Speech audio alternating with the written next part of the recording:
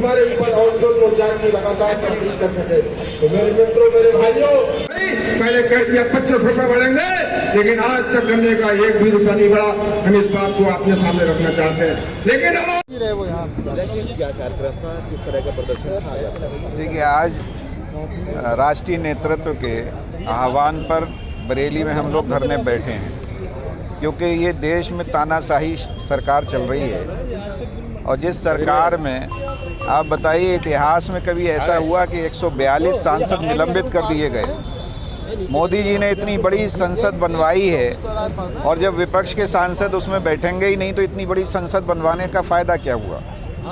जिस तरह से आज किसान परेशान हैं, नौजवान परेशान हैं, नौकरी नहीं है।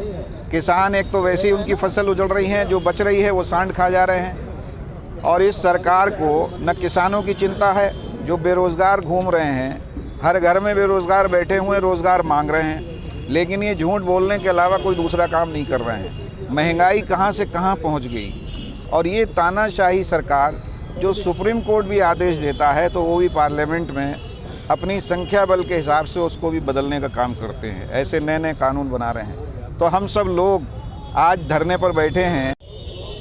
मंत्री जी, आज प्रदर्शन था, क्या मांग थी आपकी और अगला कदम क्या रहेगा अगर सांसदों की बहाली नहीं होती?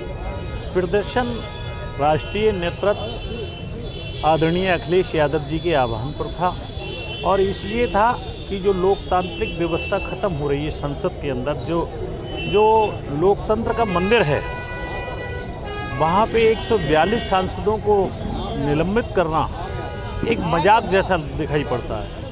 मैंने कई समीक्षाएं पढ़ी रात यूट्यूब पे और पेपरों में भी, तो चारों तरफ, चाहे इस देश की बात हो और चाहे विदेशों की बात हो, हर तरफ इस बात की चर्चा है कि हिंदुस्तान में लोकतंत्र एक मजाक बन गया है, मखौल उड़ाई जा रही है और लोकतंत्र को ख़त्म करके तानाशाही करना चाहते हैं। और वैसे भी अगर भारतीय जनता पार्टी को देखें तो मैं बहुत ज़्यादा ना कहते हुए 2-4 बातें ही केवल कहना चाहूँगा कि जीडीपी 28% कर ली, 12% टैक्स से ले गए 28% तक।